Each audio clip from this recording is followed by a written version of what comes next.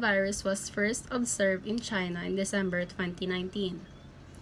The following months, it spread to other countries with cases doubling within days.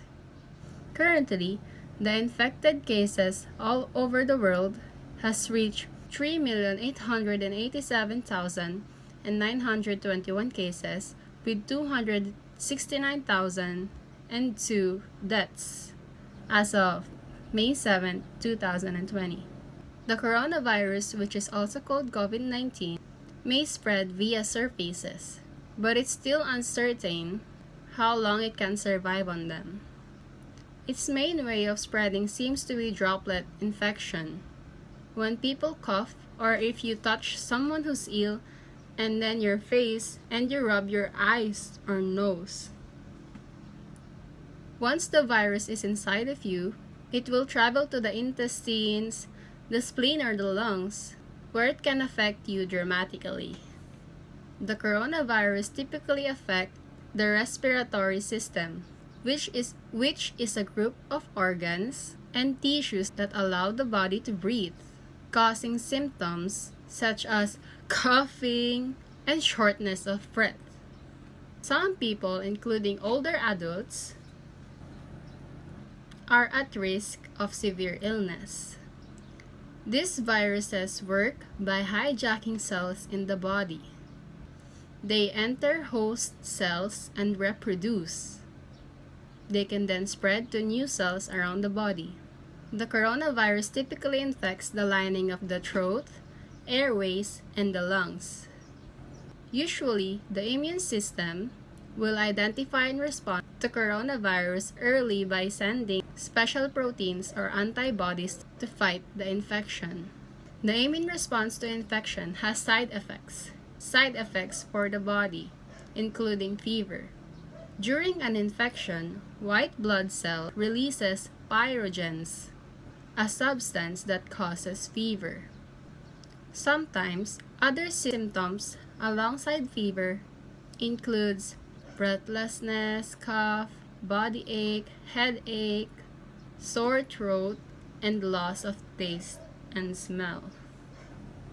The immune system, while there to protect you, can actually be pretty dangerous to yourself and needs tight regulation.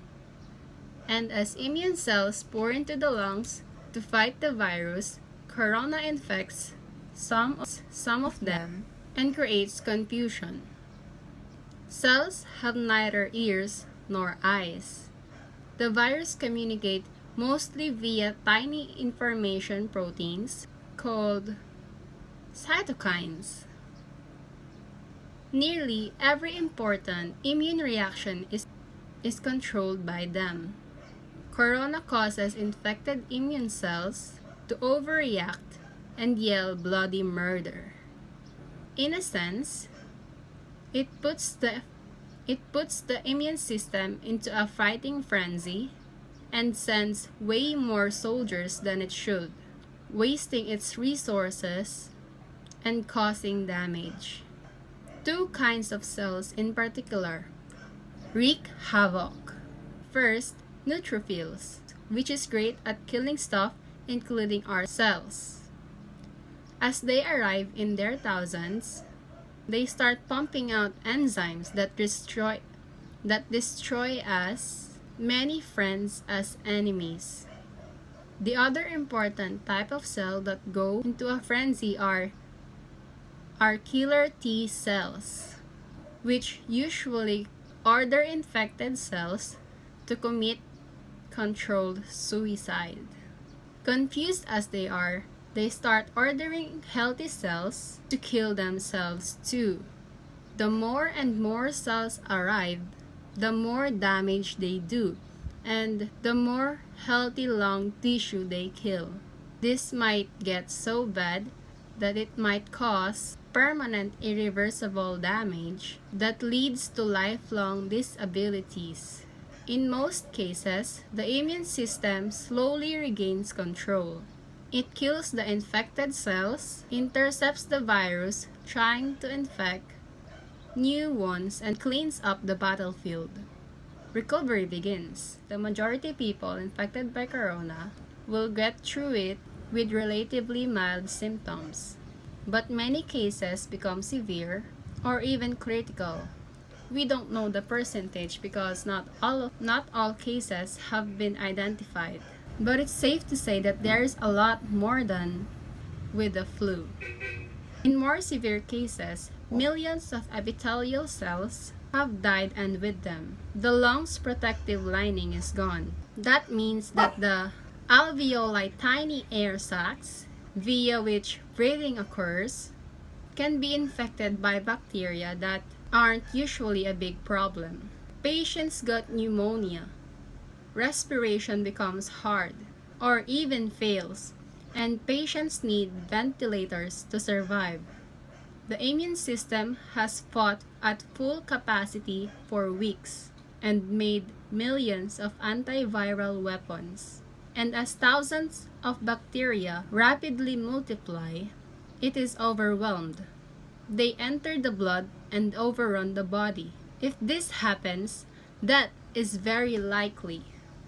The coronavirus is often compared to the flu, but actually it's much more dangerous. It's much more contagious and spreads faster.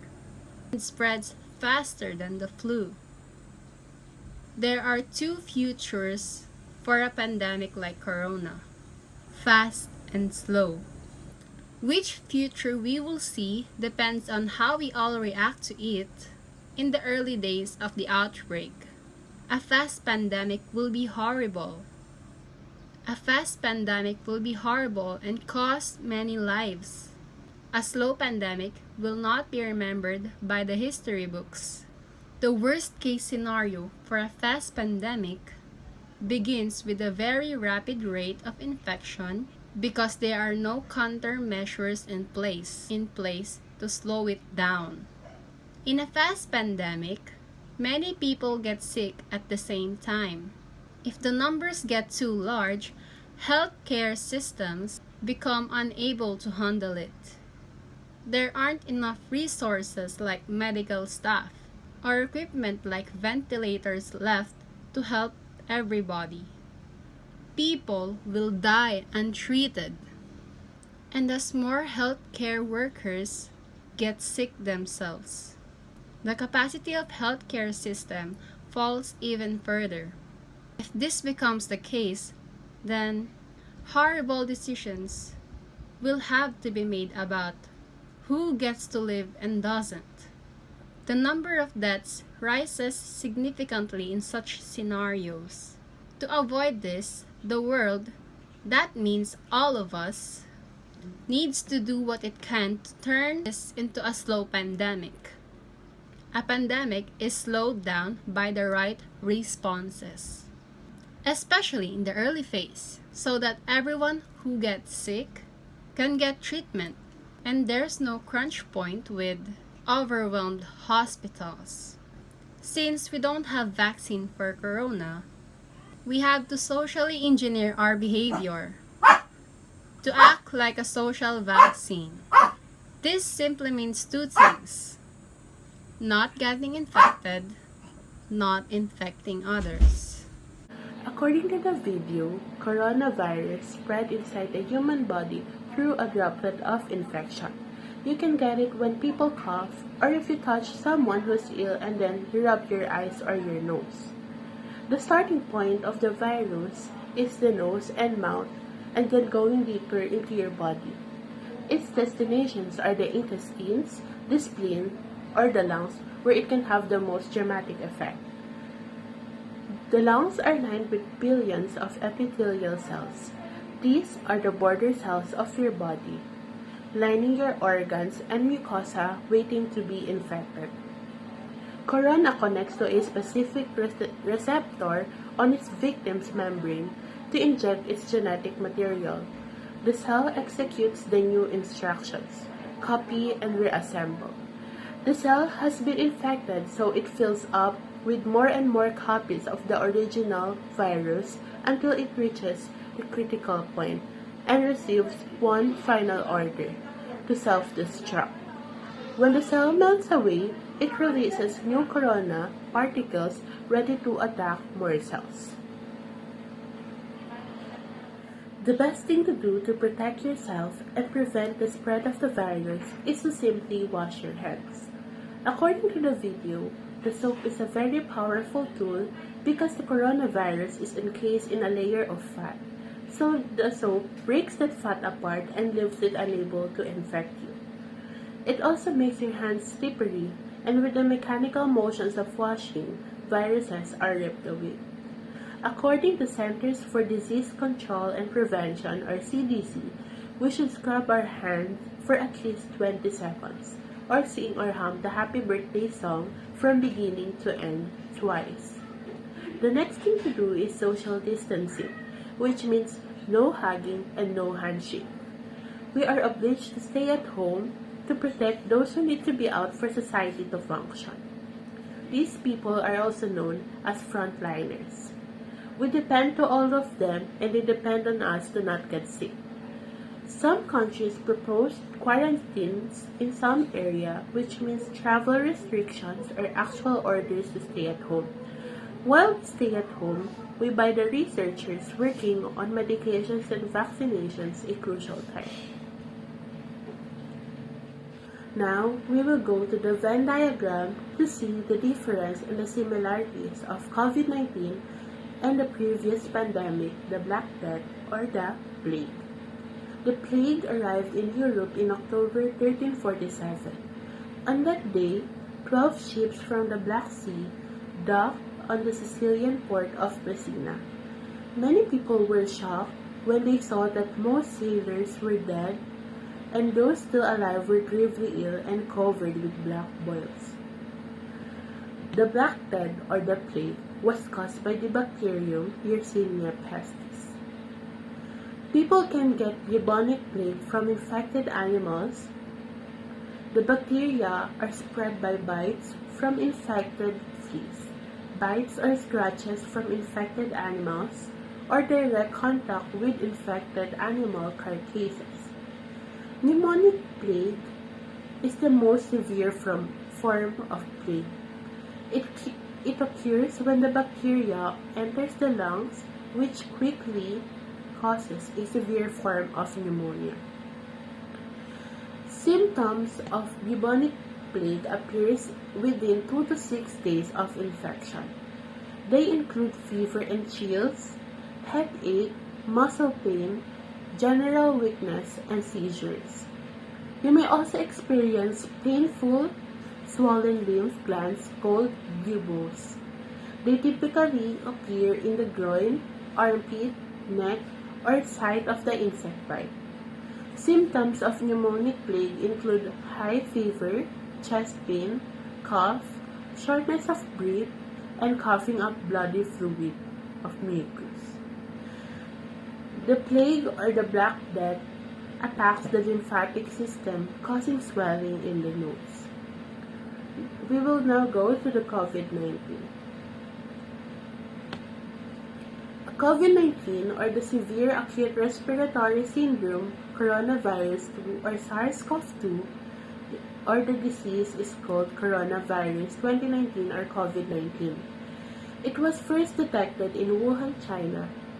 According to WHO, the signs of the virus include fever, cough, shortness of breath, and breathing difficulties. Other signs include loss of taste or smell, as well as muscle aches. In more severe cases, it can lead to pneumonia, multiple organ failure, and the worst-case scenario, death. COVID-19 was caused by SARS-CoV-2 that can trigger a respiratory tract infection, and this virus originated from bats.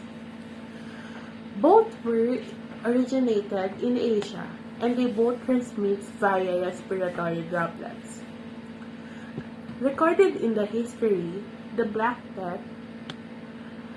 According to HistoryToday.com, Ole J. Benedicto describes how he calculated that the Black Death killed 50 million people in the 14th century, or 60% of Europe's entire population, and the Black Death lasts for 4 years. That's all for the Venn diagram. We will now differentiate the fast and slow pandemic. The fast spread and the slow spread depends on how we all react in the early days of the outbreak. Going to fast pandemic, the bar graph is an example of the fast pandemic.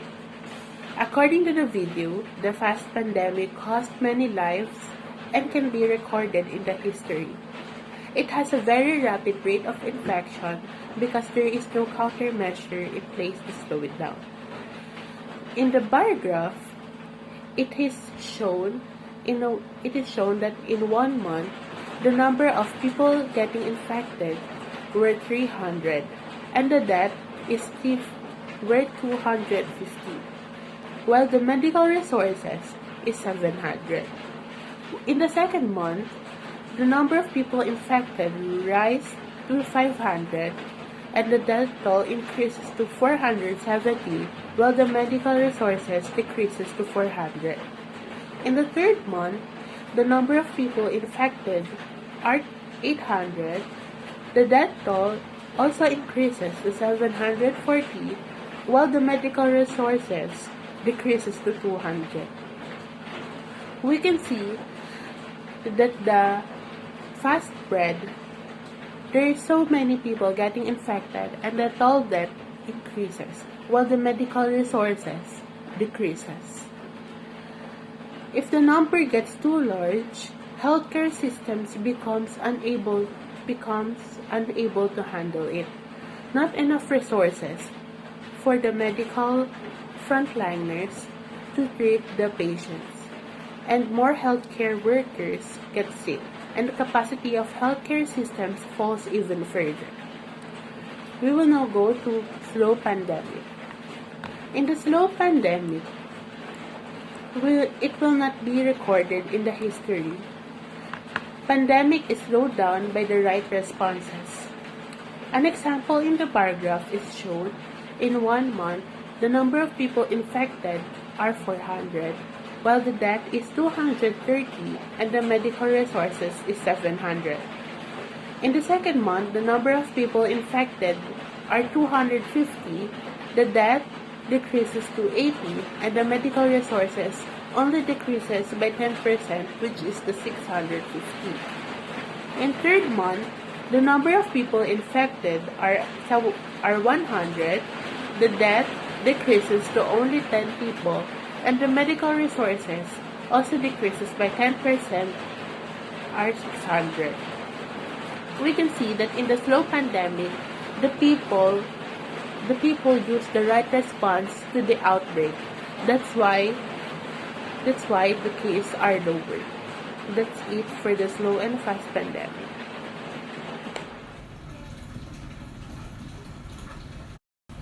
So this is a line graph of death of pandemics. The blue one over here, as you can see here, that is the category for COVID-19, our current pandemic that we're facing up, and the orange one here is the black death, which is also known as the plague. As we can see, when the virus was introduced, specifically in Wuhan, China, with the COVID-19, there were no deaths, like zero there, as you can see there. And it's the same for the Black Death pandemic. There were no deaths when it was introduced. And as days passed, here, there were about 12% of deaths occurred in our pandemic. It's the blue one. There were about 12% deaths occurred in China, reported. And as we can see, there were no deaths seen in the Black Death pandemic. As we can see, when the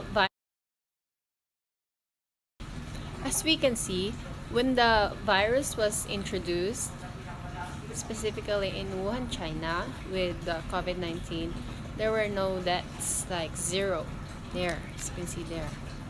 And it's the same for the Black Death pandemic.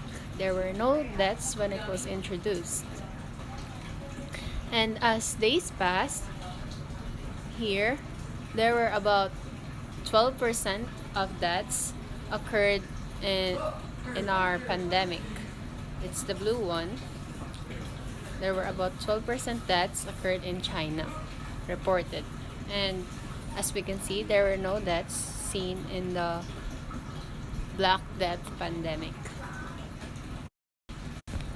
As weeks passed, there were about 12% of death here occurred when it spread, the second category over here. Yes, 12% of death occurred in with our COVID virus. And meanwhile, with the Black Death, there were still no deaths occurred. See, it's the 01 with the orange line. There were still no deaths occurred. As weeks pass, the virus has been infecting people lately and unconsciously. And there occurred about 20% death to people with our current pandemic. Meanwhile, in the Black Death, the deaths came out eventually and rapidly. That took like 50% of the population of some country in Europe. The infection with the Black Death plague takes about 3 to 5 days to incubate in people before they fall ill, and another 3 to 5 days before.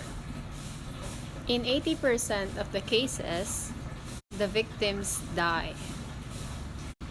Thus, from the introduction of the plague, contagion among rats, in a human community, it takes, on average, 23 days before the first person dies. So that's why the line graph of the orange one, the Black Death or the plague, was like from 0%, then to get higher to about 50% of the population. It almost took the people of Europe. As the virus spread along countries, it became a pandemic, as it is our last category here. The deaths raised, and for the Black Death, it took about estimated 70 million to 200 million people. That was almost 100%. Here, the orange line. Because it took years and years when the pandemic lasted and the world recovered. As of now, the COVID-19, the blue one, here, pandemic, took about 35% of people, as it took 320,000 lives of people. Lives of people all over the world. See? That is the current news of the COVID-19 as I've seen in the internet. It was at like 320,000 with I think 785 deaths all over the world. That's all over the world. Meanwhile, how do you think about the Black Death? It's like 70 million to 200 million. All I know was there are a billion of people around the world, right? All I know. So I hope you understand my line graph, which I made really. I just did it by myself. So yeah. Currently, our infected cases is 10,343 cases with 685 deaths. Our government started the implementation of the community quarantine on March 15, 2020 as measured to limit the spread of the coronavirus disease, and it will be up until May 15, 2020. Well, we still have time. Time to flatten the curve. Time to control the spread of this virus and make this pandemic to be written off the history books. We have to cooperate and collaborate. This is very essential to control its spread. People from all walks in life must cooperate and abide with the government's directives. Nations must work together to synchronize procedures and strategies. Private and government researchers must work jointly with the full support of government agencies to enable them come up with a vaccine that will finally eliminate the effects of the virus as fast as possible. When there is cooperation between people, we can truly come out winning this battle. The present coronavirus disease has been with us for months. This time, it is time for us to conduct virtues that we do not always show. Most of us, we become honest to protect our loved ones. Like when you have been infected and you don't want to be separated with your love, but you had to. So you're gonna admit to the authorities that you have been infected. By this time, we became more respectful, courageous, forgiving, and kind because of the pandemic. Because of the pandemic that we are facing. We have seen videos of people crying because of the virus. Isn't it sad if you were in that position, like you're the one who's crying? We should respect the people and the virus because COVID-19 is no joke. And we must face it seriously. We have to be brave to fight off this pandemic. We should forgive those who hurt us. We should be kind and generous to those people who are in need. As students and a Lasallian, what can we contribute to our country in times like this? Well, first of all, what we need to do is stay at home and observe this social distancing. This means no hugging, no handshakes.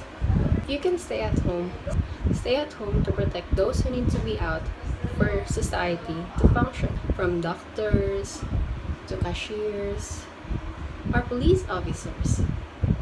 You depend on all of them. They depend on you to not get sick. Second, we have to observe cleanliness by washing our hands with soap. Do exercise to make our immune system strong, and drinking a lot of water. Thirdly, we can also help the government in our little way as students to disseminate all instructions and directives regarding the prevention and safetiness required to prevent the spread of this virus through the use of our Facebook, Instagram, and other social media platforms. There are many things to do, but I believe these are the basic ones. Are you doing all of this? If not yet, then we have to start now. We have to do our share as Lasallian to contribute to prevent the further spread of this pandemic corona. Thank you. In this time, a lot of countries are facing crisis. Many people are advised to stay at home to lessen the infected people and to prevent the spread of the virus. As young generation, we must understand what is happening around us, and we must follow the government's orders. Breaking the law in times of crisis can exacerbate the problem the government is worried about. We must check the news with reliable sources to avoid fake news, because spreading fake news will just add more worries to the situation. What we can contribute to the society as young generation is to stay healthy. Observing a proper hygiene is a must in times like this because the whole world is in a battle which our opponent is cannot be seen. This simply means two things: not getting infected and not infecting others.